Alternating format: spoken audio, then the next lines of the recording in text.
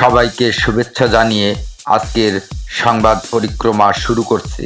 আজকের সংবাদ পরিক্রমার বিষয়, ভারতের নাম মুসলিম বিদ্বেষীদের তালিকায় যুক্ত হচ্ছে কেন? ভারতের সাম্প্রতিক লোকসভা নির্বাচনে সেদেশের ক্ষমতাসীন দল বিজেপি একক সংখ্যাগরিষ্ঠতা অর্জন করতে পারেনি। বিজেপির এই বিপর্যয়ের ফলে বিরোধী দলগুলো কিছুটা শক্তিশালী অবস্থানে রয়েছে। বিশেষ করে মুসলিম প্রতিনিধিরা বেশ কিছু আসনে বিজয়ী হয়ে রাজনৈতিক ক্ষেত্রে সুবিধাজনক অবস্থানে অধিষ্ঠিত হয়েছেন।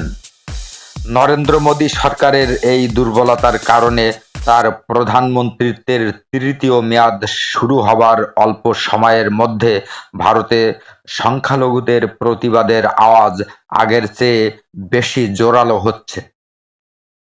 ভারতের প্রধানমন্ত্রী নরেন্দ্র মোদী তৃতীয় মেয়াদে সরকার 1 মাসেরও বেশি সময় ধরে ক্ষমতায় এসেছে। বিরোধী দলগুলো দীর্ঘদিন পর মোটামুটি রাজনৈতিক ক্ষেত্রে একটা ভালো জায়গায় আসতে সক্ষম হয়েছে। তারা এখন ভারতীয় সংসদের উচ্চ কক্ষ, রাজ্যসভা এবং নিম্নকক্ষ লোকসভায় ভিন্ন সুরে কথা বলতে শুরু করেছে।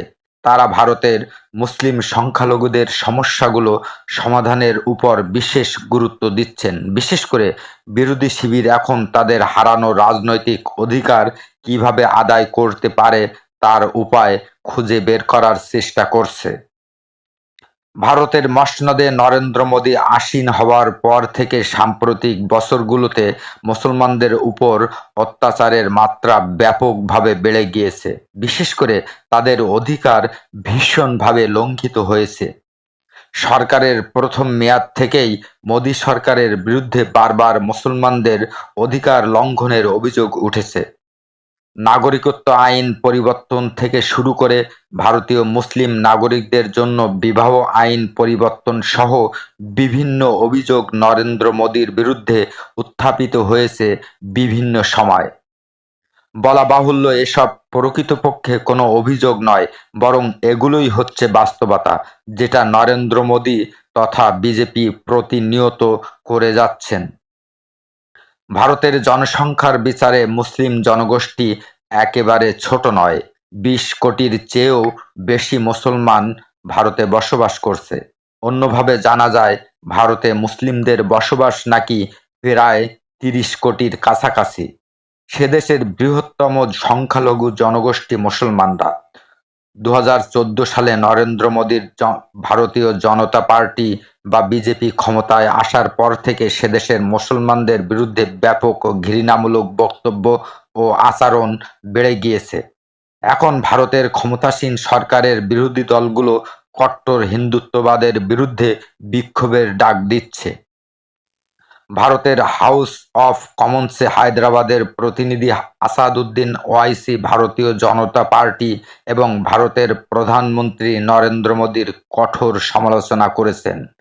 বিজেপির বিরুদ্ধে ওয়াইসি বলেছেন, মুসলমানদের বিরুদ্ধে চলমান জুলুম নির্যাতনের ঘটনা সাম্প্রতিক দিনগুলোতে ব্যাপকভাবে বেড়ে গিয়েছে। মুসলিম সমাজের উপর হিন্দু উগ্রবাদীদের সহিংস আচরণের ঘটনা খুবই উদ্বেগজনক বলে তিনি মন্তব্য করেছেন। তিনি আরও বলেন, মোদী এই অবস্থানে আসতে পেরেছেন শুধুমাত্র তার মুসলমান বিদ্বেষী রাজনীতির কারণে। চরমপন্থী হিন্দুত্ববাদীদের খুশি করতে তিনি মুসলমানদের উপর নির্যাতনের পরাকাষ্ঠা দেখিয়েছেন। বিনিময়ে চরমপন্থী হিন্দুত্ববাদীরা তাকে সমর্থন দিয়েছে এবং তার মদদে বিভিন্ন সময় বিভিন্ন জায়গায় মুসলমানদের উপর জঙ্গি হিন্দুরা নির্বিচারে আক্রমণ চালিয়েছে। কিছুদিন আগে ভারতের কমিউনিস্ট পার্টির রাজনৈতিক কার্যালয় একটি বিবৃতি দিয়েছে। ওই বিবৃতিতে নির্বাচনের ফলাফল ঘোষণার পর দেশের বিভিন্ন স্থানে মুসলিম সম্প্রদায়ের বিরুদ্ধে ধারাবাহিক হামলার নিন্দা জানানো হয়েছে।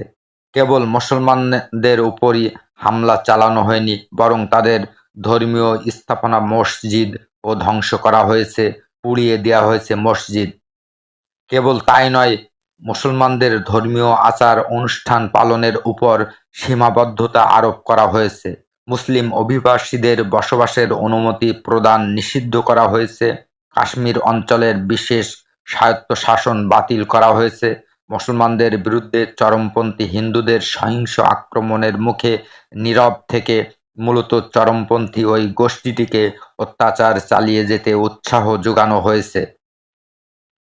তারা পরিকল্পিতভাবে টার্গেট করে মুসলমানদের উপর অপরাধযজ্ঞ চালিয়েছে এবং চালিয়ে যাচ্ছে।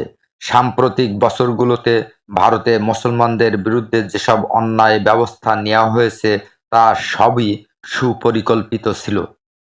মুসলমানদের উপর এইসব জুলুম নির্যাতনের কারণে বিশ্বব্যাপী মুসলিম সমাজ এবং বিভিন্ন দেশের ধর্মীয় সম্প্রদায়ের ভেতর ভারতের বিরুদ্ধে একটা লুকানো বিদ্বেষ তৈরি হয়ে গিয়েছে। মুসলিম সমাজে ভারতে মোদী সরকারের ওই নেতিবাচক আচরণের বিরুদ্ধে সৃষ্ট সেই ক্ষোভ ও ঘৃণা ধীরে ধীরে বৃদ্ধি পেতে শুরু করেছে, যেটা ক্রমাগত আরও একটু একটু করে হিংসা বিদ্বেষের দিকে ধাবিত হচ্ছে। এই অবস্থা যদি এখনই বন্ধ না হয়, তারপর একসময় ভারতের গোটা সমাজ ব্যবস্থায় কি হবে তা এখন বলা সম্ভব নয়। ক্ষোভ থেকে হয়তো একদিন বড় আকারের জনবিস্ফোরণ হতে পারে, যা সে সময় হয়তো আর আয়ত্তের সীমানায় নাও থাকতে পারে। আজকের সংবাদ পরিক্রমা এখানেই শেষ করছি।